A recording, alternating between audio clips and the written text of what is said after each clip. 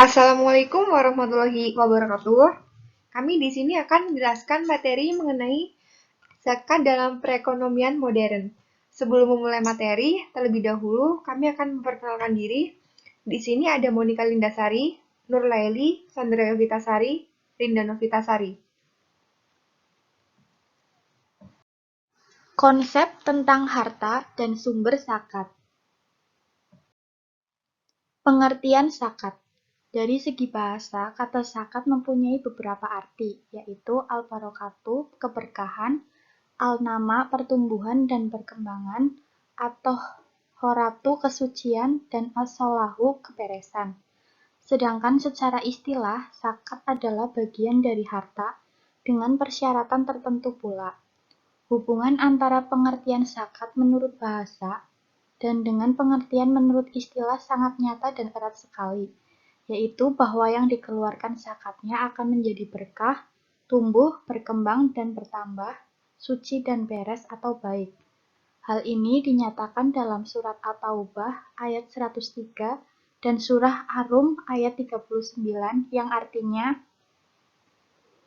ambillah zakat dari sebagian harta mereka. Dengan zakat itu kamu membersihkan dan mensucikan mereka, dan mendoalah untuk mereka. Sesungguhnya doa kamu itu menjadi ketentraman jiwa buat mereka, dan Allah Maha Mendengar lagi Maha Mengetahui. Hikmah dan manfaat zakat. Yang pertama, sebagai perwujudan keimanan kepada Allah Subhanahu wa Ta'ala, mensyukuri nikmatnya, menumbuhkan akhlak mulia dengan rasa kemanusiaan yang tinggi, menghilangkan sifat kikir, rakus, materialistis, menumbuhkan ketenangan hidup sekaligus membersihkan dan mengembangkan harta yang dimiliki.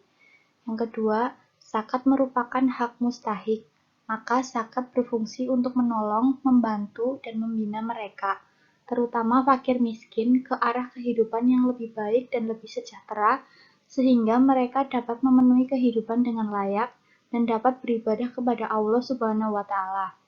Yang ketiga, sebagai pilar amal bersama atau jama'i antara orang-orang kaya yang berkecukupan dan para mujahid yang seluruh waktunya digunakan untuk berjihad di jalan Allah, yang karena kesibukannya tersebut, ia tidak memiliki waktu dan kesempatan untuk berusaha dan berikhtiar bagi kepentingan nafkah diri dan keluarganya. Yang keempat, sebagai salah satu sumber dana bagi pembangunan sarana maupun prasarana yang harus dimiliki oleh umat Islam, seperti sarana ibadah, pendidikan kesehatan, sosial maupun ekonomi, sekaligus sarana pengembangan kualitas sumber daya manusia muslim. Yang kelima, untuk memasyarakatkan etika bisnis yang benar, sebab zakat itu bukanlah membersihkan harta yang kotor, akan tetapi mengeluarkan bagian dari hak orang lain dari harta kita yang kita usahakan dengan baik dan benar sesuai dengan ketentuan Allah Subhanahu wa Ta'ala. Yang keenam, sisi pembangunan kesejahteraan umat, zakat merupakan salah satu instrumen pemerataan pendapatan. Harta sebagai sumber zakat.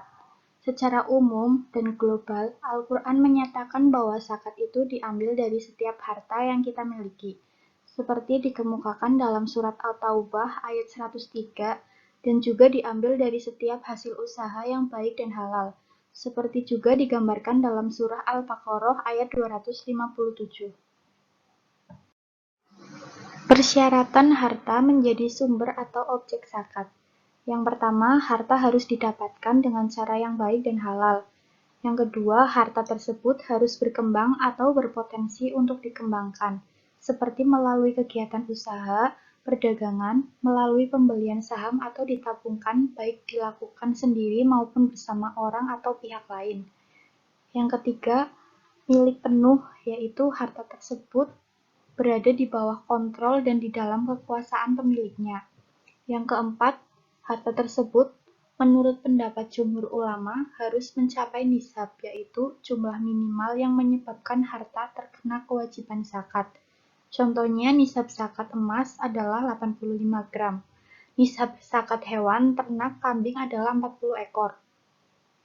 Yang kelima, sumber-sumber zakat tertentu seperti perdagangan, peternakan, Emas dan perak harus sudah berada atau dimiliki ataupun diusahakan oleh muzaki dalam tanggung jawab waktu 1 tahun. Contohnya tenggang waktu antara Muharram 1421 Hijriah sampai dengan 1422 Hijriah. Sebagian ulama mazhab Hanafi mensyaratkan kewajiban zakat setelah terpenuhi kebutuhan pokok atau dengan kata lain, zakat dikeluarkan setelah terdapat kelebihan dari kebutuhan hidup sehari-hari yang terdiri atas kebutuhan sandang, pangan, dan papan. Sumber-sumber zakat secara terperinci. Landasan Al-Quran dan Hadis. Hewan ternak. Ada 3 jenis yaitu unta, sapi, dan domba atau kambing. Adapun persyaratan utama kewajiban zakat pada hewan ternak adalah sebagai berikut. Yang pertama mencapai nishab, yang kedua telah melewati waktu 1 tahun atau haul, yang ketiga digembalakan di tempat penggembalaan umum, yang keempat tidak dipergunakan untuk keperluan pribadi pemiliknya dan tidak pula dipekerjakan. Kemudian emas dan perak. Syarat utama untuk zakat pada emas dan perak adalah mencapai nishab dan telah berlalu 1 tahun. Berdasarkan hadis riwayat Abu Dawud, nisab zakat emas adalah 20 miskal atau 20 dinar. Sedangkan nisab zakat perak adalah 200 dirham. 20 miskal atau 20 dinar menurut Yusuf Al-Qadarawi adalah sama dengan 85 gram emas. 200 dirham sama dengan 595 gram perak. Hasil pertanian atau tanaman dan buah-buahan.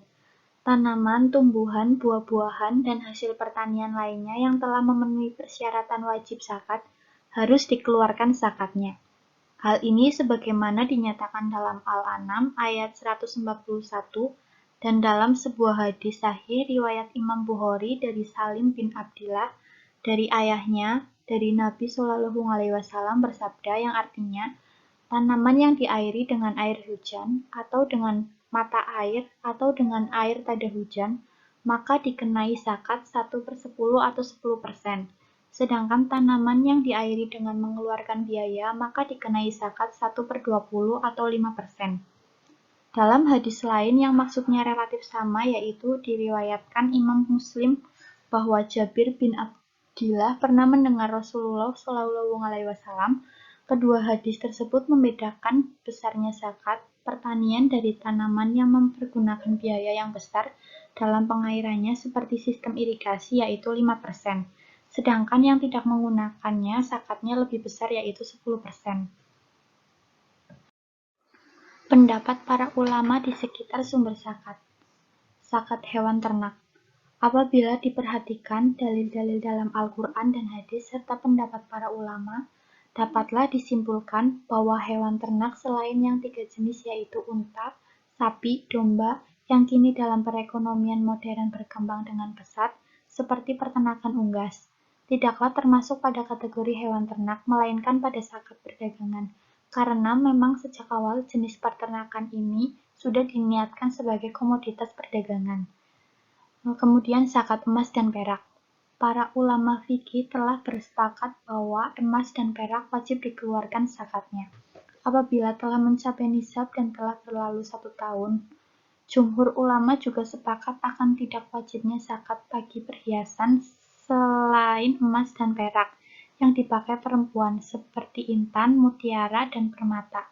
Salah satu alasan penting yang dikemukakan jumhur ulama tentang tidak wajibnya zakat perhiasan selain emas dan perak tersebut adalah kenyataannya benda-benda tersebut tidak berkembang, tetapi sekedar perhiasan dan kesenangan bagi kaum perempuan yang diizinkan Allah Subhanahu wa Ta'ala untuk memakainya. Zakat pertanian. Para ulama sepakat tentang kewajiban zakat pertanian karena berdasarkan pada dalil Al-Quran dan hadis yang bersifat qat'i, perbedaan pendapat terjadi dalam menentukan jenis-jenis tanaman dan buah-buahan ataupun biji-bijian. Mazhab Syafi'i dan mazhab Maliki berpendapat bahwa zakat itu wajib dikeluarkan dari setiap tanaman yang menguatkan atau uang menjadi makanan pokok dan yang dapat disimpan seperti kurma, gandum, jagung, dan padi. Zakat perdagangan. Hampir seluruh ulama sepakat bahwa perdagangan itu harus dikeluarkan zakatnya apabila telah memenuhi persyaratan kewajiban zakat. Kemudian zakat barang temuan dan tambang. Meskipun para ulama telah sepakat tentang wajibnya zakat pada barang tambang dan barang temuan, tetapi mereka berbeda pendapat tentang makna barang tambang, madin, atau barang temuan, rikas, atau barang simpanan, kans. Jenis-jenis barang tambang yang wajib dikeluarkan zakatnya dan kadar-kadar zakat untuk setiap barang tambang dan temuan. Zakat dan pajak. Persamaan dan perbedaan zakat dan pajak. Yang pertama yaitu persamaan antara zakat dan pajak. Unsur yang pertama yaitu unsur paksaan, yang kedua unsur pengelola, yang ketiga dari sisi tujuan. Perbedaan antara zakat dan pajak. Yang pertama dari segi nama. Secara etimologis, zakat berarti bersih, suci, berkah, tumbuh, maslahat, dan berkembang. Artinya setiap harta yang dikeluarkan zakatnya akan bersih, tumbuh, berkah, dan berkembang. Kemudian yang kedua dari segi dasar hukum dan sifat kewajiban. Zakat ditetapkan berdasarkan nas-nas Al-Quran dan hadis Nabi yang bersifat qot'i, sehingga kewajibannya bersifat mutlak atau absolut dan sepanjang masa. Kemudian yang ketiga dari sisi objek dan presentase dan pemanfaatan. Zakat memiliki nisab atau kadar minimal dan presentase yang sifatnya baku, berdasarkan ketentuan yang tertuang dalam berbagai hadis Nabi. Nisab zakat emas perak adalah senilai 85 gram dan presentase zakatnya adalah 2,5%. Konsep tentang perekonomian modern. Ekonomi modern. Ilmu ekonomi adalah studi ilmiah yang mengkaji bagaimana orang per orang dan kelompok-kelompok masyarakat menentukan pilihan. Masalah-masalah pokok ekonomi mencakup pilihan-pilihan yang berkaitan dengan konsumsi, produksi, distribusi, dan pertumbuhan sepanjang waktu. Kurang lebih pada tahun 1870-an, ada pergeseran dalam aliran ekonomi, di mana aliran ekonomi yang baru ini menggantikan aliran ekonomi klasik. Alasannya, adanya pergeseran ini di samping pada waktu itu tampak pentingan kemajuan teknologi dan adanya penemuan sumber-sumber produksi baru. Juga ada kemungkinan-kemungkinan untuk perkembangan lebih lanjut di bawah kemajuan teknologi. Aliran ini disebut aliran neoklasik. Aliran neoklasik mempelajari tingkat bunga, yaitu harga modal yang menghubungkan nilai pada saat ini dan saat yang akan datang. Perbedaan pokok ekonomi modern dengan ekonomi klasik dapat dilihat dari dua aspek, yaitu sebagai berikut. Yang pertama, aspek perbedaan sokoguru ekonomi pada tiga hal, yaitu sebagai berikut. Yang pertama, ekonomi modern membongkar hukum Say yang menjadi sokoguru ekonomi klasik Say, mengajarkan bahwa produksi berkelebihan dan pengangguran total dalam kehidupan perekonomian yang bebas tidak akan terjadi. Kedua, ekonomi klasik mengajarkan bahwa harga sebagai the invisible in end akan mengatur proses ekonomi sedemikian sehingga keperluasan konsumen dapat terpenuhi secara optimal dan efisien. Ketiga, tentang asas laissez-faire, laissez-aller, ekonomi klasik mengajarkan bahwa kehidupan ekonomi ini akan mencapai optimumnya kalau pemerintah itu tidak ikut campur tangan dalam jalannya roda perekonomian. Sebaliknya, ekonomi modern berkeyakinan bahwa pemerintah harus mempunyai peranan aktif dalam jalannya roda perekonomian. 2. Aspek perbedaan cara kerja. Ekonomi klasik dalam analisisnya atas peristiwa-peristiwa ekonomis lazim mempergunakan cara deduktif. Cara ini mengandung banyak kelemahan dan bahaya. Selanjutnya, sifat dari ajaran ekonomi klasik adalah kualitatif. Ekonomi modern mempergunakan juga ilmu matematika. Peristiwa-peristiwa ekonomi sejauh mungkin dituangkan dalam rumus-rumus kuantitatif atau dalam bentuk grafik atau ekonometri. Perekonomian modern yang benihnya mulai muncul sejak terjadinya revolusi industri telah bergerak selama 2 abad dengan berbagai fluktuasinya. Secara garis besar, kuantitatif dalam Jojo Hadikusumo mengungkapkan 3 gelombang jangka panjang perekonomian negara-negara industri, yaitu sebagai berikut. Yang A, gelombang pertama pada tahun 1780 sampai 1840, mulai akhir abad 18 dengan tahap awal revolusi industri. Yang B, gelombang kedua pada tahun 1840 sampai 1890, berawal sekitar tahun 1840 dan berkenaan dengan perluasan jaringan kereta api, mekanisme di bidang pertanian, dan penggunaan pupuk kimia. Yang ke-C, gelombang ketiga pada tahun 1890 sampai 1940 ditandai oleh banyaknya investasi di bidang tenaga listrik yang pada gilirannya ditetapkan secara luas di berbagai bidang dan jenis industri. Pertanian. Terdapat 5 arti penting pertanian, yaitu 1. Sebagai sumber pokok mata pencaharian. 2. Sebagai sumber persediaan pangan dan lahan sebuah perekonomian. 3. Sebagai pasar pokok industri. 4. Sebagai sumber pendapatan dalam perdagangan luar negeri. 5. Sebagai sumber pasokan sumber daya bagi sektor-sektor perekonomian lainnya. Industri. Industri merupakan sektor yang paling penting dalam pembangunan sebuah negara. Proses industrialisasi ini kerap kali praktis merupakan inti dari pembangunan ekonomi. Bahkan pembangunan atau perkembangan ekonomi sering diidentikan dengan industrialisasi. Oleh karena suatu keadaan industrial merupakan arah tujuan pembangunan. Sistem ekonomi sosialis mengartikan industrialisasi sebagai suatu proses dalam perkembangan ekonomi di mana bagian yang makin besar dari sumber-sumber nasional dimobilisasikan guna membangun suatu struktur ekonomi domestik yang secara teknologis mutakhir dan beragam. Konsep tentang jasa. Sektor jasa telah mengambil peranan penting dalam menyumbang produk domestik bruto berbagai negara. Di negara berpenghasilan rendah, sumbangan sektor jasa pada tahun 1965 adalah 33%, dan pada tahun 1986 meningkat 37%.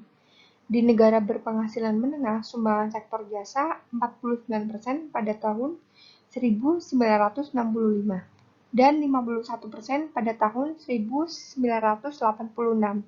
Sedangkan di negara berpenghasilan tinggi, sumbangannya adalah 55% pada tahun 1965 dan 63% pada tahun 1986. Potensi zakat sektor-sektor ekonomi. Berdasarkan uraian dalam pertanian, industri, jasa, dapatlah diketahui bahwa sektor-sektor dalam perekonomian modern merupakan objek penting dalam pembahasan zakat.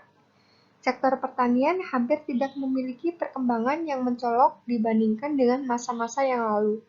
Sektor ini hampir keseluruhannya diusahakan oleh masyarakat, baik skala kecil, menengah, maupun besar. Hanya saja, setelah negara ikut dalam persoalan-persoalan yang dihadapi di dunia pertanian, ada bagian-bagian yang di dalamnya perlu dibahas lebih lanjut. Misalnya, peranan subsidi pemerintah dalam usaha tani dalam mempengaruhi perhitungan zakat pertanian. Secara rasional, peranan pertanian semakin kecil dalam perekonomian banyak negara, tetapi sektor ini menampung paling banyak tenaga kerja terutama di negara-negara berkembang, seperti di Indonesia. Di dalam sektor ini sendiri, peranan masing-masing subsektor berbeda-beda terkait dengan kondisi perekonomian secara global.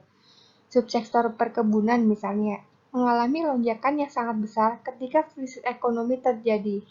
Terkait dengan menguasnya harga dolar Amerika Serikat, sektor industri merupakan sektor yang terus mengalami peningkatan peran dan memberikan sumbangan yang semakin besar dalam perekonomian suatu negara. Sektor ini dengan demikian merupakan sumber zakat yang sangat penting pada masa modern. Sektor jasa menjadi sebuah barometer kemajuan perekonomian sebuah negara karena kecenderungan peranannya semakin dominan. Selanjutnya, bab ketiga yaitu tentang sumber-sumber zakat dalam perekonomian modern. Baik, pertama kita akan membahas mengenai kriteria yang digunakan untuk menetapkan sumber zakat adalah sebagai berikut. Yang pertama, sumber zakat tersebut masih dianggap hal yang baru, sehingga belum mendapatkan pembahasan secara mendalam dan terperinci. Misalnya, zakat profesi. Yang kedua, sumber zakat tersebut merupakan ciri utama ekonomi modern, sehingga hampir di setiap negara yang maju maupun negara berkembang merupakan sumber zakat yang cukup potensial. Contohnya, zakat investasi properti, zakat perdagangan, mata uang. Yang ketiga, zakat selalu dikaitkan dengan kewajiban kepada perorangan, sehingga badan hukum yang melakukan kegiatan usaha tidak dimasukkan ke dalam sumber zakat. Padahal zakat itu di samping harus dilihat dari sudut muzaki, juga harus dilihat dari sudut hartanya. Karena sumber zakat badan hukum perlu mendapat pembahasan, misalnya zakat perusahaan. Kemudian yang keempat, sumber zakat sektor modern yang mempunyai nilai yang sangat signifikan yang terus berkembang dari waktu ke waktu dan perlu mendapatkan perhatian serta keputusan status zakatnya, seperti usaha tanaman anggrek, burung walet, ikan hias. Demikian pula sektor rumah tangga modern pada segolongan tertentu, kaum muslimin yang berkecukupan, bahkan cenderung berlebih-lebihan, yang tercermin dari jumlahnya dan harga kendaraan serta aksesoris rumah yang dimilikinya. Kemudian dengan menggunakan metode purposive sampling berdasarkan kriteria-kriteria di atas, maka terpilihnya sumber zakat antara lain. Yang pertama ada zakat profesi. Berdasarkan landasan hukum kewajiban zakat profesi, semua penghasilan melalui kegiatan profesional tersebut apabila telah mencapai nisab, maka wajib dikeluarkan zakatnya. Hal ini berdasarkan nas-nas yang bersifat umum, misalnya firman Allah dalam surat At-Taubah ayat 103 dan Al-Baqarah ayat 267, dan juga firman-Nya dalam Quran Surat Az-Zariyat ayat 19. Selanjutnya ada nisab, waktu, kadar, dan cara mengeluarkan zakat profesi. Jika dianalogikan pada zakat perdagangan, maka nisab, kadar, dan waktu mengeluarkannya sama dengannya dan sama pula dengan zakat emas dan perak. Nisabnya senilai 85 gram emas, kadar zakatnya 2,5%, dan waktu mengeluarkannya setahun sekali, setelah dikurangi kebutuhan pokok. Kemudian yang kedua ada zakat perusahaan. Adapun yang menjadi landasan hukum kewajiban zakat pada perusahaan adalah nas-nas yang bersifat umum, seperti termaktub dalam surah Al-Baqarah ayat 267 dan At-Taubah ayat 103. Juga merujuk kepada sebuah hadis riwayat Imam Bukhari, hadis ke-1448, dan kemudian kembali dalam hadis ke-1450 dan 1451 dari Muhammad bin Abdillah Al-Ansari dari bapaknya. Ia berkata bahwa Abu Bakar radhiyallahu anhu telah menulis sebuah surat yang berisikan kewajiban yang diperintahkan oleh Rasulullah Shallallahu Alaihi Wasallam, yang artinya, dan janganlah disatukan atau dikumpulkan harta yang mula-mula terpisah. Sebaliknya, jangan pula dipisahkan harta yang pada mulanya bersatu, karena takut mengeluarkan zakat. Kemudian ada nisab, waktu, kadar, dan cara mengeluarkan zakat perusahaan. Pola pembayaran dan penghitungan zakat perusahaan adalah sama dengan zakat perdagangan. Demikian pula nisabnya adalah senilai 85 gram emas, sama dengan nisab zakat perdagangan dan sama dengan nisab zakat emas dan perak. Hal ini sejalan dengan sebuah hadis riwayat Abu Daud dari Ali bin Abi Thalib. Menurut pendapatnya yang paling mutabar atau akurat, 25 miskal itu sama dengan 85 gram emas. Kemudian ada zakat surat-surat berharga. Yang pertama ada zakat saham. Yusuf Al-Qaradawi mengemukakan dua pendapat yang berkaitan dengan kewajiban zakat pada saham tersebut. Yang pertama, jika perusahaan itu merupakan perusahaan industri murni, artinya tidak melakukan kegiatan perdagangan, maka sahamnya tidaklah wajib dizakati. Misalnya perusahaan hotel, biro perjalanan, dan angkutan darat, laut maupun udara. Yang kedua, jika perusahaan tersebut merupakan perusahaan dagang murni yang membeli dan menjual barang-barang tanpa melakukan kegiatan pengolahan, seperti perusahaan yang menjual hasil-hasil industri, perusahaan dagang internasional, perusahaan ekspor-impor, maka saham-saham atas perusahaan itu wajib dikeluarkan zakatnya. Contohnya, perusahaan minyak, perusahaan pemintalan kapas dan sutra, perusahaan besi dan baja, dan perusahaan kimia. Sejalan dengan itu, Muktamar Internasional pertama tentang zakat di Kuwait pada 29 Rajab 1404 menetapkan kewajiban zakat terhadap saham. Berdasarkan keterangan di atas, zakat saham dianalogikan pada zakat perdagangan baik nisab maupun kadarnya, yaitu nisabnya senilai 85 gram emas dan kadarnya sebesar 2,5%. Yang kedua ada zakat obligasi. Yusuf Al-Qaradawi menyatakan bahwa obligasi adalah perjanjian tertulis dari bank, perusahaan, dan ataupun pemerintah kepada pemegangnya untuk melunasi sejumlah pinjaman dalam masa tertentu dengan bunga tertentu pula. Penulis berpendapat bahwa jika obligasi hanya tergantung pada bunga, maka bukan merupakan objek atau sumber zakat, karena zakat hanyalah diambil dari harta yang jelas, baik dan halal. Sementara bunga termasuk kategori riba, dan riba itu sangat jelas haramnya baik dalam jumlah sedikit maupun yang berlipat ganda. Selanjutnya ada zakat perdagangan mata uang. Adapun mengenai zakatnya dianalogikan dengan zakat perdagangan baik nisab waktu kadarnya. Nisabnya adalah senilai 85 gram emas dengan kadar sebesar 2,5% dikeluarkan 1 tahun sekali. Dalam perspektif perekonomian modern, maka jenis perdagangan ini termasuk kategori flows. Kemudian ada zakat hewan ternak yang diperdagangkan. Salah satu persyaratan utama dalam zakat peternakan adalah al-saum, yaitu bahwasanya ternak-ternak tersebut mencari rumput sendiri selama atau sebagian besar waktu 1 tahun dan bukan binatang yang diupayakan rumputnya dengan biaya kepemilikan. Hal ini sejalan dengan sebuah hadis riwayat Abu Dawud bahwasanya Abu Bakar menjelaskan kewajiban zakat sebagaimana dikemukakan Rasulullah Shallallahu Alaihi Wasallam. Karena itu, menurut penulis, jika terdapat peternakan kambing, sapi, kerbau, ataupun unta, tapi dikelola dan dipelihara dan juga diternakan tidak memenuhi persyaratan kewajiban zakat seperti tersebut di atas, sementara niat pemeliharaannya untuk dijadikan sebagai komoditas perdagangan, maka zakatnya termasuk ke dalam zakat perdagangan. Nisabnya senilai 85 gram emas dan kadar zakatnya sebesar 2,5% dikeluarkan setiap tahun sekali.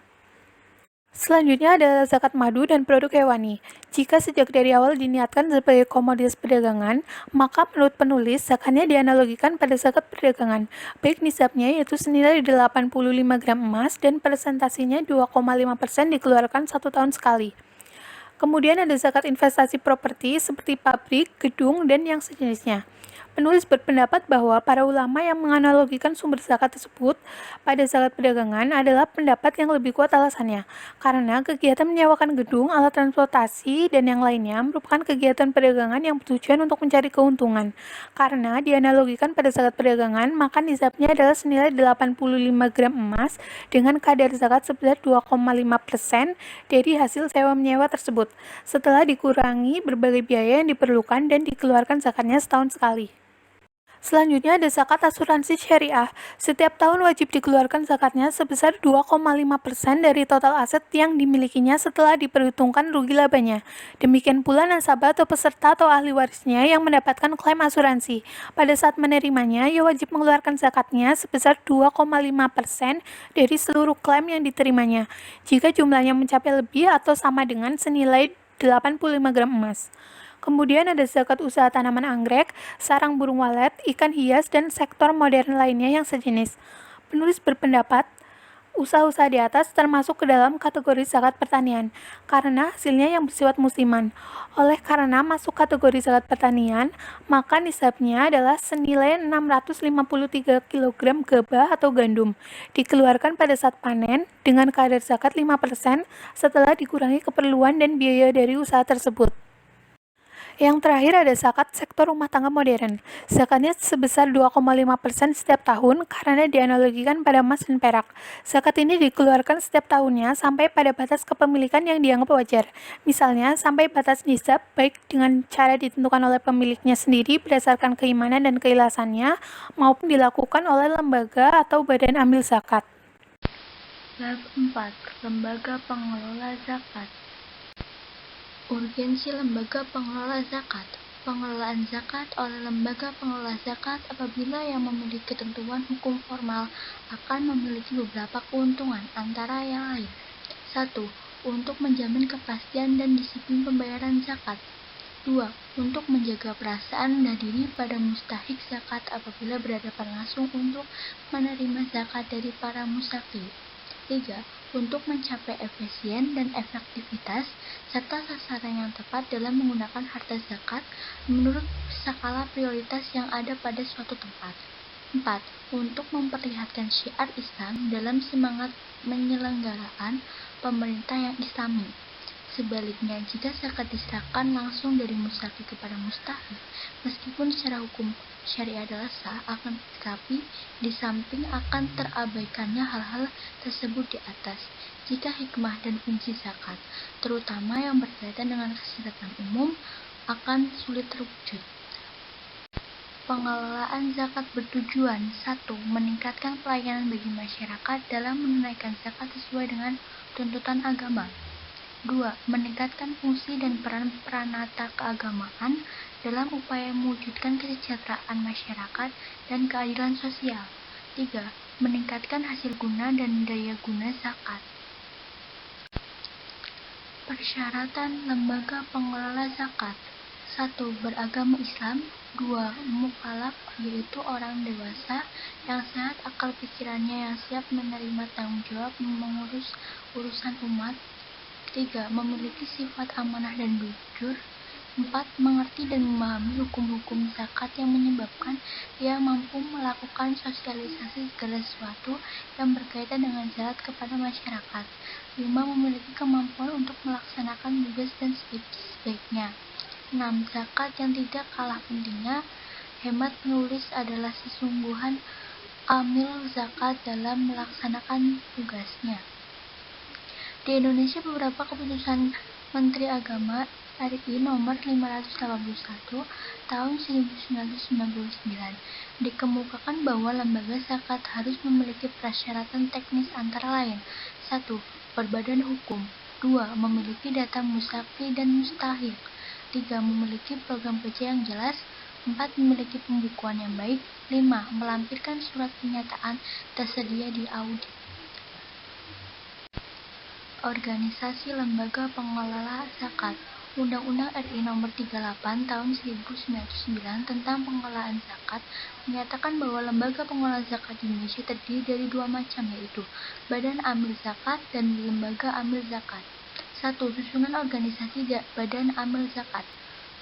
A. Badan Amil Zakat terdiri dari Dewan Pertimbangan, Komisi Pengawas, dan Badan Pelaksana. B.